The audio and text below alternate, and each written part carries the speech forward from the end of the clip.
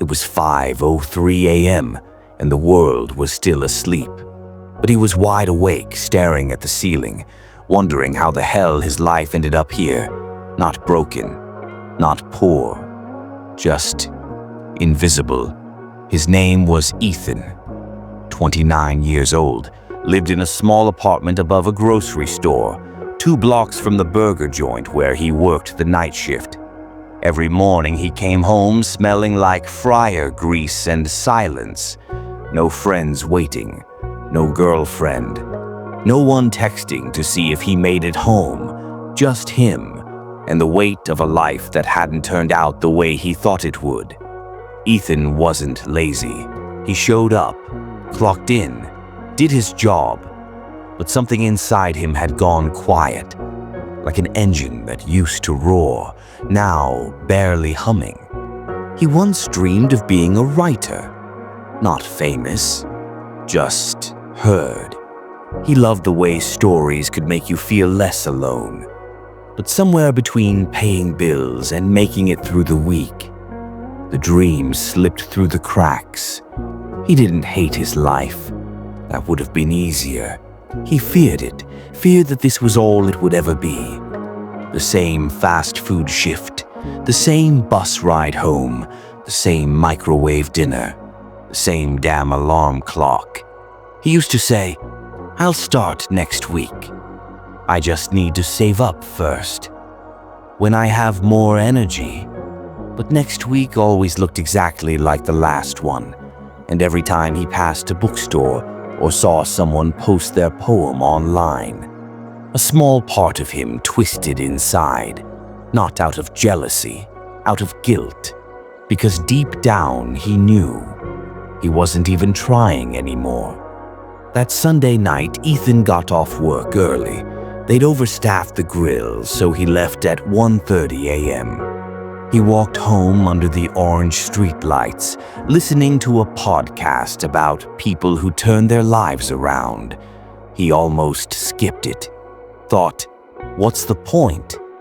But something in the host's voice cut through him. The guy said, "You don't need a better plan. You need a better reason." Ethan stopped walking. Right there, middle of the sidewalk, burger grease still on his sleeves, and for the first time in years, he whispered a quiet truth to himself. "I hate this version of me." Not because he was failing, but because he was hiding. So that night when he got home, he didn't collapse on the couch, didn't scroll, didn't sleep. He wrote a sticky note, just 5 words. "Tomorrow, 5 a.m., start again." And he stuck it on the bathroom mirror. That's it. Not a business plan, not a vision board, just a promise. At 4:57 a.m., his alarm buzzed. He almost hit snooze, almost. But instead, he sat up, rubbed the sleep from his eyes, put on a hoodie, and stepped outside. The sky was still dark, the city still asleep. But Ethan wasn't. He was walking. Nowhere special, just moving. One step, then another. And something strange happened. He didn't feel tired. He felt alive. Not because life had changed, but because, for the first time in forever, he had. Ethan didn't become a new man overnight. There was no montage, no cheering crowd, just mornings. Quiet, unglamorous mornings. He started walking every day at 5 a.m. No headphones, no destination, just the sound of his own breath and the thoughts he'd been running from for years.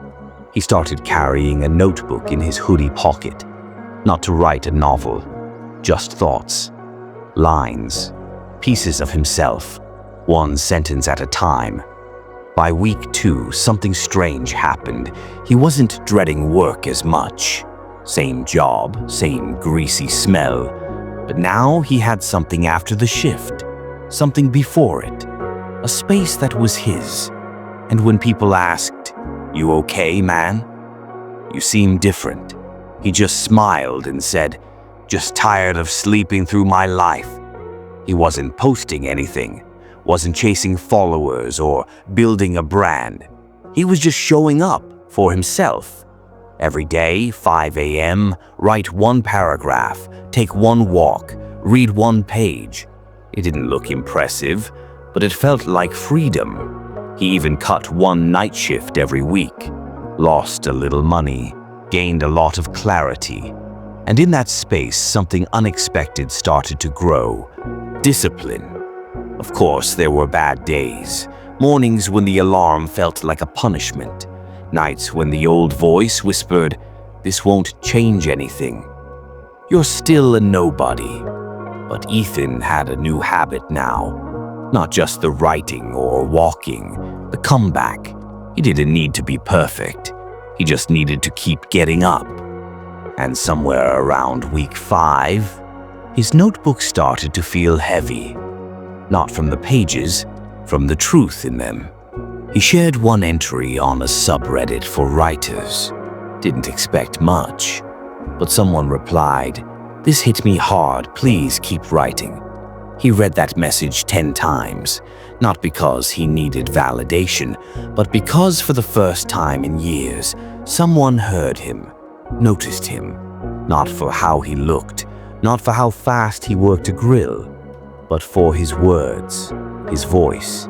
Ethan didn't suddenly become fearless, but now he questioned the fear. He stopped saying, "What if I fail?" and started asking, "What if I don't try?" He stopped waiting to feel ready, started acting when he felt nothing at all. He wasn't chasing motivation. He was building momentum. One walk, one page, one morning at a time. Some mornings were cold, some mornings were lonely, but none of them were wasted. Because for Ethan, those 5 a.m. walks weren't just a habit. They were a statement. I'm still here, I'm not done. And with each new sunrise, he didn't just feel better. He felt different, like someone who was no longer invisible, even if no one else saw him yet. Because he saw himself. It happened on a Monday. Not a special one, just another 5 a.m., same hoodie, same sneakers. But something felt different. Not in the sky, not in the street, in him. He stood at the edge of the hill where his walk usually ended, sun rising slow behind the skyline, notebook in hand. And for the first time, he didn't need to write his pain. He wrote his vision. Not dreams, not fantasies, plans, steps, goals. The first draft of a life built with his own hands. He started sending out writing samples, not for fame, just for the shot. Rejection came, of course it did, but he didn't crumble, because this time he expected resistance, and he respected the process. That small subreddit post, it got picked up by a local blog, then a podcast, then someone emailed him, "Do you take freelance work?" Ethan stared at the screen, not in disbelief, but in readiness. You see, your life won't change all at once, but it will change the moment you change. Ethan didn't wait for a miracle. He made Monday at 5 a.m. his turning point. So if you're stuck in the silence, if the world forgot your name, you show up anyway, because one day you'll be the proof that it works. If Ethan's story lit even a tiny spark in you, type "I'll show up anyway" in the comments. And if you're ready to meet the next chapter of yourself, what's on your screen right now? That's your next step. See you there.